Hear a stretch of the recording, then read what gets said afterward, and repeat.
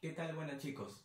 En el ejercicio del Charmander nos dicen que tenemos una Pokébola que se encuentra a una altura de 150 centímetros y un Charmander que se encuentra a una altura de 2500 centímetros, ambos respecto del piso. ¿Está bien? Ahora estos puntos se encuentran separados horizontalmente 1800 centímetros. La Pokébola se va a lanzar con una velocidad de 25 metros por segundo, pero no se sabe con qué ángulo de elevación. Muy bien, lo primero que voy a hacer es colocar mi sistema de referencia. Y para mi conveniencia y evitar trabajar con valores negativos, voy a colocar el sistema de referencia justo donde está la Pokébola.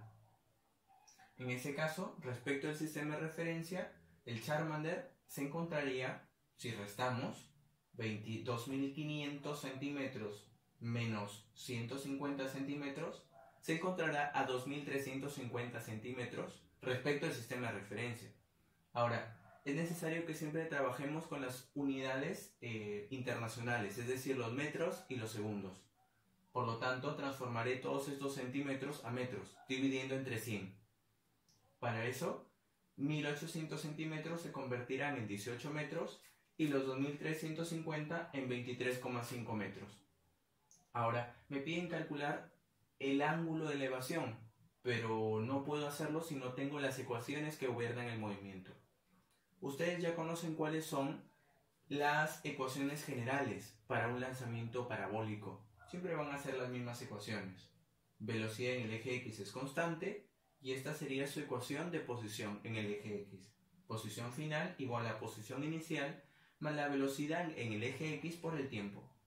Para el eje Y, la aceleración es constante, la velocidad final es igual a la velocidad inicial más la aceleración por el tiempo y la altura final es igual a la altura inicial más la velocidad inicial por el tiempo más la aceleración por el tiempo cuadrado entre 2. ¿Cómo vamos a determinar las ecuaciones que gobiernan el movimiento? Ecuaciones paramétricas o ecuaciones horarias, es lo mismo.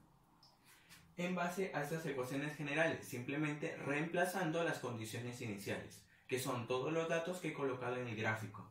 Aquí. Yo sé que la velocidad inicial es 25 metros por segundo. Bueno, si hago una descomposición cartesiana, es decir, en el eje X y Y, 25 por coseno de tita será la velocidad inicial en el eje X y la que va a mantenerse constante a lo largo de toda la trayectoria. Si multiplico 25 por el seno del ángulo de elevación, esa será la velocidad inicial en el eje Y. Ahora, yo sé que la aceleración es menos 10 por la gravedad, así que habrá que reemplazarlo. Además de eso, bueno, yo sé que como estoy colocando el sistema de referencia justo en donde está la Pokébola, la posición inicial en el eje X y la altura inicial es igual a 0. Si nosotros reemplazamos todos estos datos, encontraremos las ecuaciones que gobiernan el movimiento, que son las que están marcadas en cajas negras. Muy bien, ahora sí ya puedo determinar cuál es el ángulo de elevación. Para eso me están dando dos datos o dos condiciones. Que para un mismo tiempo t, la distancia horizontal tiene que ser 18 metros y respecto al sistema de referencia, la altura tiene que ser 23,5 metros. Así que esas dos condiciones las voy a considerar.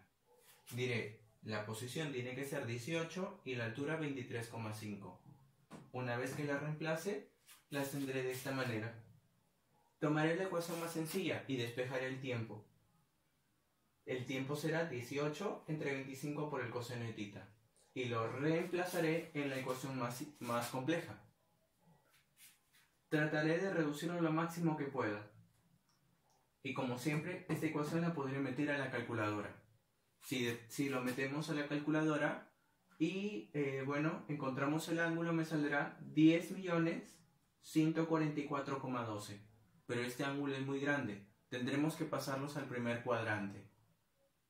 ¿Cómo? Bien fácil. Tendremos que esto dividirlo entre 360. Vamos a tomar la parte entera de este cociente y nuevamente al total le restaremos la parte entera del cociente producto de la división por 360. Hay otras maneras también de reducirlo al primer cuadrante. Intenta utilizar la forma que tú conozcas bien y la que domines. Pero yo seguí ese procedimiento y encontré el ángulo de 64,12 grados. Muy bien. siempre ha sucedido que hay jóvenes que me proponen otra solución. Entonces, quiero saber, para esta vez he decidido hacer la prueba y demostrar cuál es la solución correcta en base a los hechos. Vamos a ver. Me preguntan, profesor, ¿es correcto esta solución? Lo que hacen es igualar la velocidad final a cero. La igualan a cero. Y van a despejar esta ecuación, como se ve aquí. El 10t lo pasan hacia el otro lado, que da positivo, y ya sé que 25 por el seno de θ es igual a 10t. ¿Esto me sirve para qué? Para reemplazarle la ecuación más compleja, que era esta que estaba aquí. Ya sé que 25 por el seno de θ es 10t, y 10t por t es 10t al cuadrado, menos 5t al cuadrado, 5t al cuadrado. Si paso a dividir el 5 y saco la raíz cuadrada, obtengo que el tiempo es 2,1679 con más decimales. Yo utilicé todos los decimales para beneficiar la precisión. Si reemplazo el tiempo en esta ecuación y despejo el seno de θ, me doy cuenta que si hago el arcoseno de 10t entre 25, ya reemplazando el tiempo, puedo determinar el ángulo. En este caso me sale 60,13. ¿Sí? Si se dan cuenta, el haber encontrado esta relación y reemplazar en la ecuación más compleja hizo más sencilla la solución. No necesitamos mucho de la calculadora. Pudimos hacerlo nosotros mismos, no como en el caso anterior. Es por eso que siempre me proponen esta solución, que es mucho más simple. Pero, ¿estará bien la solución? Es decir, ¿es válida esta? ¿Por qué los ángulos son diferentes? ¿Es que acaso una de las dos no es correcta? Vamos a verlo. En primer lugar, hice la ecuación de la trayectoria, la determiné. Es la que están viendo en negro. Y es igual a x por la tangente de θ menos x al cuadrado entre 125 por el coseno al cuadrado de θ. ¿Sí? Simplemente tienen que seguir los pasos que ya había especificado antes para encontrar la ecuación de la trayectoria. Una vez que lo encuentran, he reemplazado donde está θ, primero el 64,12 y he generado la línea roja, y después el 60,13 y he generado la línea azul. Vamos a ver cuáles son las diferencias. Miren, en el primer caso estoy considerando que tiene que estar en una posición de 18 metros de manera horizontal y a una altura de 23,5 de manera vertical. ¿Sí? Esas son las dos premisas que estoy considerando. Y por eso es que en la línea roja, cuando la posición es 18, la altura es 23,5. Es decir, este punto corresponde a la posición del Charmander. Es decir, la línea roja sí pasa por el Charmander. Sin embargo, en esta solución solamente estás considerando que la altura máxima tiene que ser los 23,5. Y cuando haces la gráfica azul, eso es lo que obtienes. El punto más alto se registra con 23,5 de altura. Pero la altura correspondiente, ¿sí? La distancia correspondiente a esta altura es 27 metros de manera horizontal. Es decir, no pasa por el Charmander. ¿Se entiende?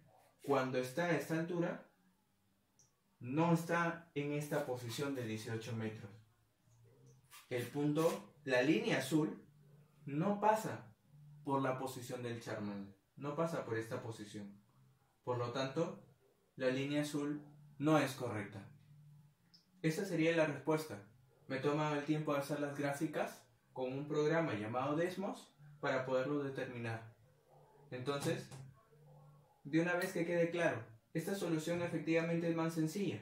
¿Por qué? Nos reduce los pasos, pero no es correcta. ¿Por qué? Porque con este ángulo nosotros no pasamos por el Charmander. Por el contrario, pasamos de manera más baja y no vamos a llegar a esta altura sino hasta más adelante, hasta que obtengamos 27 metros de manera horizontal. Bueno, muy bien, eso significa que el ángulo correcto es el 64,12. Con este ángulo sí nos aseguramos que la Pokébola pase por el Charmander. Muy bien. Ahora nos están pidiendo determinar cuál es el tiempo que se demoró en llegar hasta el Charmander. Bueno, si ya conozco el ángulo, puedo reemplazarlo en esta ecuación y determinar el tiempo. Eso es lo que he hecho. Aproximadamente es 1,65 segundos. Tenía más decimales, pero ya los redondeé. También me están pidiendo la altura máxima. Bueno, como ustedes saben, la altura máxima se obtiene cuando la velocidad en el eje Y es 0. Igualaré esto a 0 y colocaré el ángulo correcto, que es 64,12. Lo voy a reemplazar. Listo. Encontraré que el tiempo es 2,25 segundos aproximadamente. Ya está redondeado también. Muy bien. Simplemente despejando la ecuación, igualando a 0 y colocando el ángulo correcto, 64,12. Muy bien. Encontraremos esa ecuación y este es el tiempo correspondiente. Muy bien, una vez que ya tienes el tiempo, puedes reemplazarlo en la ecuación de altura y determinar la altura máxima, reemplazando el ángulo de 64,12 y el tiempo de 2,25. La altura máxima es 25,3 metros, es decir, 2 metros más. Este que es el punto más alto de la línea roja. Es todavía 2 metros más alto, 25,3 aproximadamente. Listo. Ahora también me están pidiendo la velocidad de impacto y el ángulo que tiene esta respecto a la horizontal. Muy bien, lo que tengo que hacer es conocer qué velocidad tenía tanto en el eje X como el eje Y la Pokébola cuando pasó por el Charmander. ¿Está bien? Listo. En el eje X no tengo duda. ¿Por qué? Porque en el eje X la velocidad se mantiene constante a lo largo de toda la trayectoria. Simplemente hay que reemplazar el ángulo, que era 64,12. Este es 10,91, 10,9. Habrá que redondear en el eje X. Lo interesante es encontrarlo en el eje Y, porque aquí sí varía. ¿El tiempo cuánto es? Muy bien, el tiempo que se demora en llegar hasta el Charmander es 1,65. ¿Y el ángulo cuánto es? Ajá, 64,12. Bueno, si reemplazo todo esto, determinaré 6 de velocidad en el eje Y. Muy bien, siempre la fórmula para poder determinar el ángulo de elevación será ¿cuánto? Arco tangente de la componente Y entre la componente X. Como ya las tengo ambas, determinaré arco tangente de 6 entre 10,9. Yo utilicé todos los decimales, pero tú puedes tomar la parte redondeada. Y esto me sale aproximadamente 28,8 grados. Listo. Después me están pidiendo las componentes intrínsecas de la aceleración. Eso quiere decir el módulo de la aceleración tangencial y el módulo de la aceleración normal. Lo bueno es que nos dan un tiempo específico. El tiempo es de 1,5 segundos. Ya saben cuáles son los 3 pasos que tienen que hacer. Determinar el módulo de la velocidad, derivar este módulo para encontrar el módulo de la aceleración tangencial y hacer una resta de módulos. La raíz cuadrada de la aceleración total al cuadrado menos la aceleración tangencial al cuadrado para determinar el módulo de la aceleración normal. ¿Está bien? Pero voy a ir explicando cada paso. Primero, he tomado el vector velocidad. He formado el vector velocidad. ¿Cómo? Simplemente tomé la velocidad en el eje X y la velocidad en el eje Y. No se olviden que cada ecuación paramétrica es una componente de la ecuación vectorial. Tomaré esto y le pondré el vector unitario Y. Tomaré esto y le pondré el vector unitario J. Tal como se puede ver aquí.